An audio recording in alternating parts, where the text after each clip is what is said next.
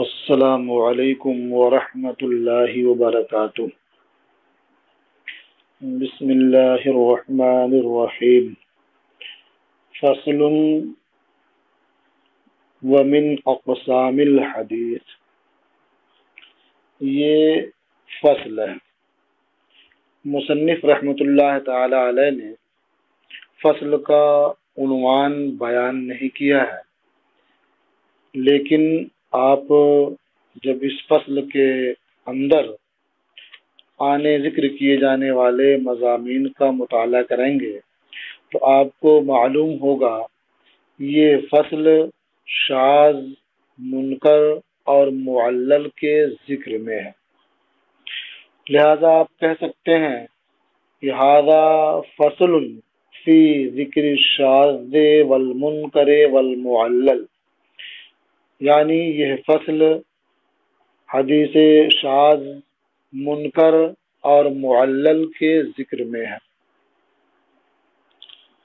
یہ حدیث کی تیسری تقسیم ہے، یعنی ایک روایت یا دوسری چند روایات کی طرف نظر کرتے ہوئے قوت و ضعف کے لحاظ سے حدیث کی چند قسمیں ہیں، مثلا محفوظ، شاذ، معروف، منکر، معلل، متابع وغیرہ۔ انہی اقسام کو بیان کرنے کے لیے مصنف رحمۃ اللہ تعالی علیہ نے یہ فصل قائم کی ہے۔ فرماتے ہیں وَمِنْ أَقْسَامِ الْحَدِيثِ الشَّاذُ وَالْمُنْكَرُ وَالْمُعَلَّلُ، اور اقسام حدیث میں سے شاذ، منکر اور معلل بھی ہیں۔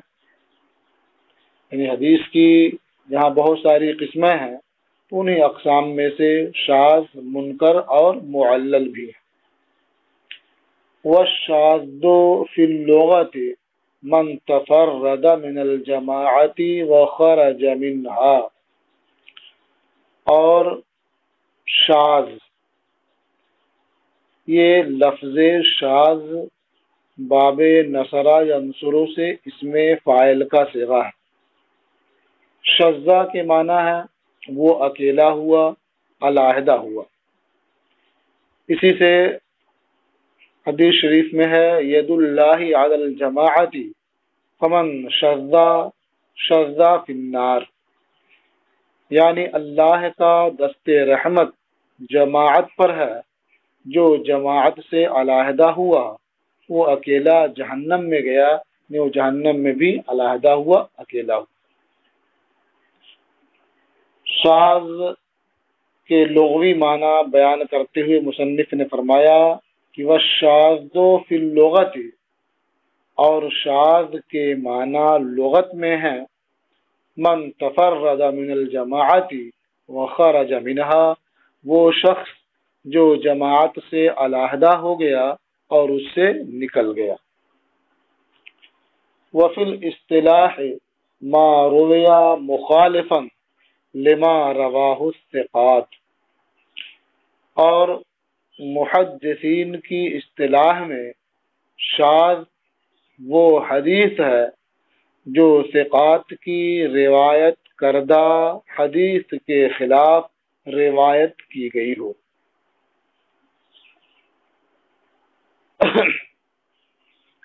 یاد رہے کہ مصنف رحمۃ اللہ علیہ کے نزدیک حدیث شاذ کے لیے شرط ہے کہ اس کے تمام روات ثقہ ہوں۔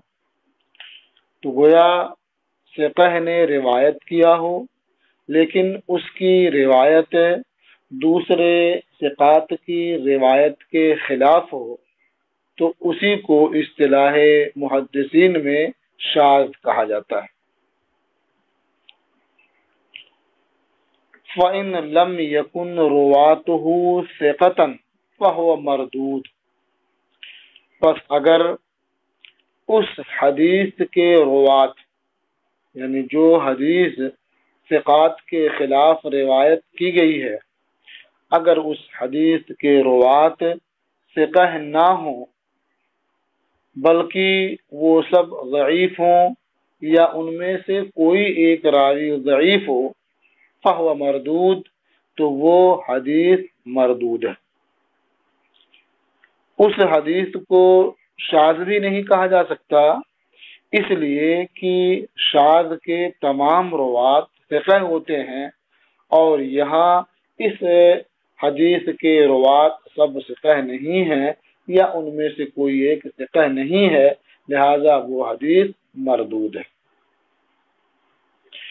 وَإِنْ كَانَ ثِقَةً فَسَبِيلُهُ التَّرْجِيحُ، اور اگر اس کے روات بھی ثقہ ہوں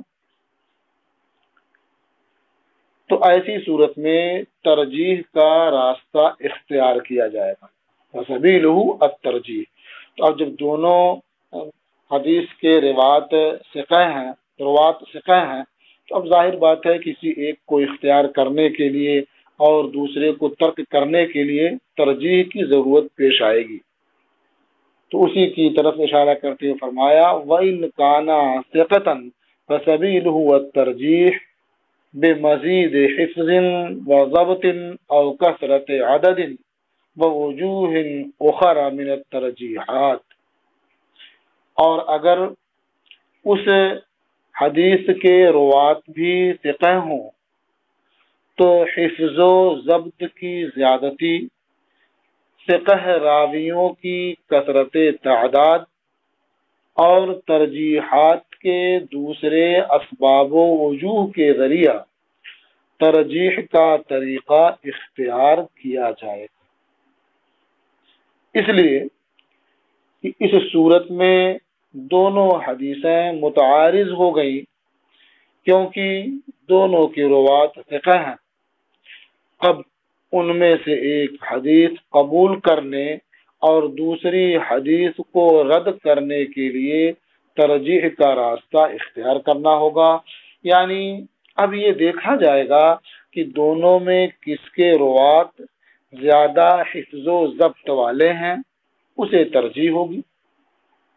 اگر اس میں سب برابر ہوں، یعنی دونوں حدیث کے روات حفظ و ضبط میں برابر ہوں، تو یہ دیکھا جائے گا کہ کس کی سند میں روات زیادہ ہیں، اسے ترجیح ہوگی۔ یا اگر دونوں میں سے ایک حدیث کے راوی فقیہ ہیں، دوسری حدیث کے راوی فقیہ نہیں ہیں، تو فقیہ کی روایت مقدم و مرجح ہوگی، اور جس روایت کے راوی غیر فقیہ ہیں وہ مرجوح ہوگی۔ یا ایک حدیث کا معنی مثبت ہے اور دوسری حدیث کا معنی نافی ہے، تو اس روایت کو ترجیح ہوگی جس کا معنی مثبت ہوگا، اس لیے کہ مثبت سے علم میں اضافہ ہوتا ہے۔ یا اس طرح دیگر وجوہ ترجیح کے ذریعہ ایک حدیث کو دوسری حدیث پر ترجیح کا طریقہ اپنایا جائے گا۔ فالراجح یسمى محفوظا والمرجوح شاذا، تو اب اس صورت میں جب ترجیح کا طریقہ اپنایا جائے گا تو راجح کو محفوظ اور مرجوح کو شاذ کا نام دیا جائے گا۔ اب یہ نام دینے میں مناسبت کیا ہے؟ تو یہ کہہ سکتے ہیں کہ جو حدیث کسی وجہ سے راجح قرار پائی گویا وہ حدیث خطا سے محفوظ ثابت ہوئی، تو اس اعتبار سے راجح کا نام محفوظ رکھ دیا گیا، اور جو حدیث مرجوح ٹھہری وہ گویا حدیث محفوظ کی مخالفت کی وجہ سے علیحدہ ہو گئی، اس لیے اس کا نام شاذ رکھ دیا گیا۔ تو اب ان دونوں میں جو راجح ہوگی اسے محفوظ کا نام دیا جائے گا، اور جو حدیث مرجوح ہوگی اس کو شاذ کا نام دیا جائے گا۔ منکر حدیث رواہ ضعیف مخالف لمن ہوا اضعف منہ. اور حدیث منکر وہ حدیث ہے جسے ضعیف راوی نے روایت کیا ہو اور وہ ضعیف راوی مخالف ہو اس ضعیف راوی کے جس سے یہ مخالف راوی اضعف ہے.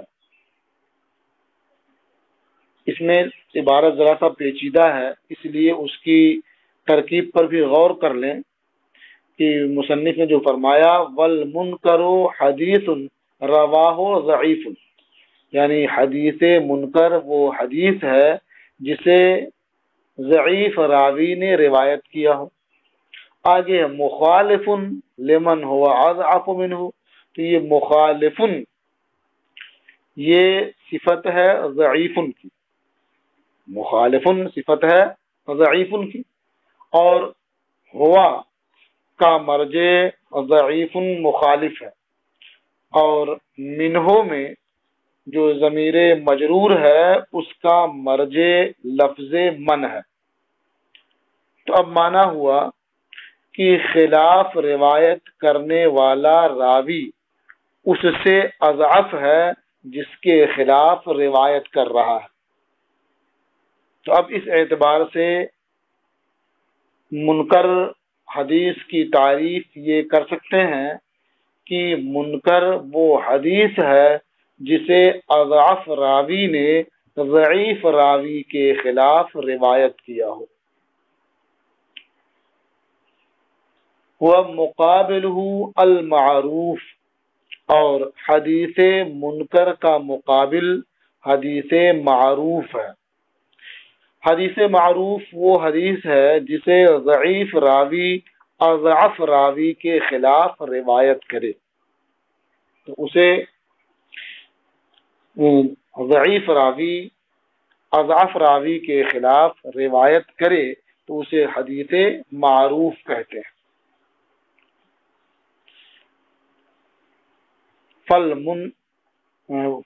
ومقابلہ المعروف، اور اس کا مقابل یعنی حدیث ضعیف کا مقابل، حدیث منکر کا مقابل حدیث معروف ہے.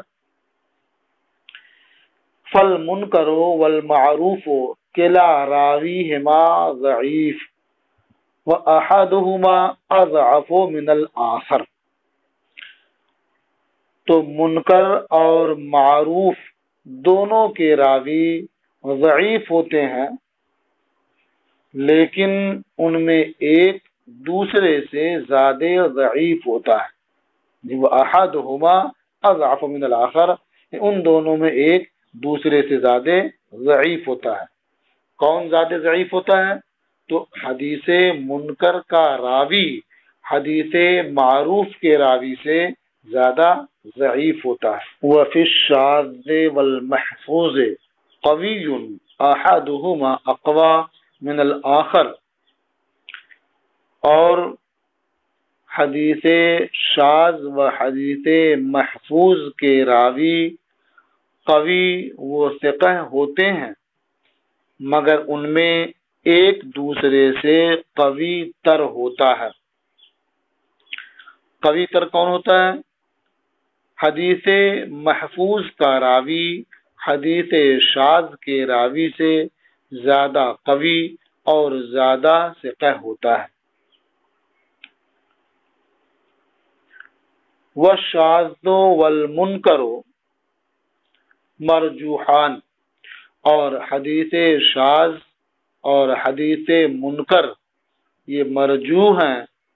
والمحفوظ والمعروف راجحان، اور حدیث محفوظ و حدیث مرفوع یہ راجح ہیں. یعنی حدیث شاذ مرجوح ہے اور جو اس کے مقابل راجح ہے اسی کا نام حدیث محفوظ ہے. اسی طرح سے حدیث منکر مرجوح ہے اور جو اس کے مقابل راجح ہے اس کا نام حدیث معروف ہے۔ وبعضهم لم يشترطوا في الشاذ والمنکر قید المخالفت لراو آخر قویا کانا او ضعیفا، اور بعض محدثین نے حدیث شاذ اور حدیث منکر کی تعریف میں کسی راوی کی مخالفت کی شرط نہیں لگائی ہے، خواہ وہ دوسرا راوی قوی ہو یا ضعیف ہو۔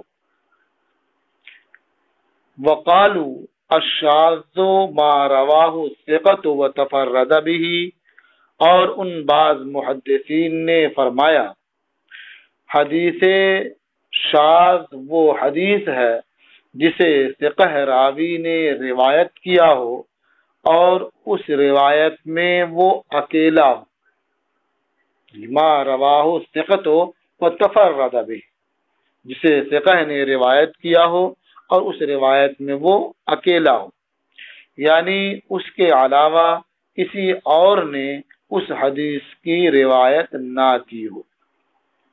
ولا یوجد له اصل موافق و مواضد له، اور اس کے موافق و مؤید کوئی اصل موجود نہ ہو، یعنی ایسی کوئی دوسری روایت یعنی حدیث موجود نہ ہو جو اس کی روایت کے لیے باعث تقویت ہو۔ وَهَذَا صَادِقٌ عَلَى فَرْدٍ ثِقَةٍ صحیح، اور شاذ کی یہ تعریف فرد ثقہ صحیح پر صادق آتی ہے، یعنی یہ تعریف اس حدیث پر بھی صادق آتی ہے جس کی روایت میں ثقہ اکیلا ہو، کسی اور نے اس حدیث کی روایت ہی نہ کی ہو، اور اس حدیث پر بھی یہ تعریف صادق آتی ہے جسے ثقہ نے روایت کیا ہو لیکن اس میں کسی دوسری روایت کی مخالفت نہ ہو۔ اس تعریف کی بنیاد پر حدیث شاذ کی دو قسمیں ہو جاتی ہیں، ایک حدیث شاذ صحیح، یعنی وہ حدیث جس کی روایت کرنے میں ثقہ راوی اکیلا ہو اور کسی کی مخالفت بھی نہ ہو رہی ہو، اور دوسری قسم حدیث شاذ ضعیف ہے، یعنی وہ حدیث جس کی روایت کرنے میں ثقہ راوی اکیلا ہو، ساتھ ہی اس سے زیادہ ثقہ یا ثقات کی مخالفت بھی۔ وَبَعْضُهُمْ لَمْ يَعْتَبِرُوا الثِّقَةَ وَلَا الْمُخَالَفَةَ، اور بعض محدثین نے حدیث شاذ کی تعریف میں راوی کے ثقہ ہونے کا اعتبار نہیں کیا ہے، وَلَا الْمُخَالَفَةَ، اور نہ ہی دوسرے راوی کی مخالفت کا اعتبار کیا ہے۔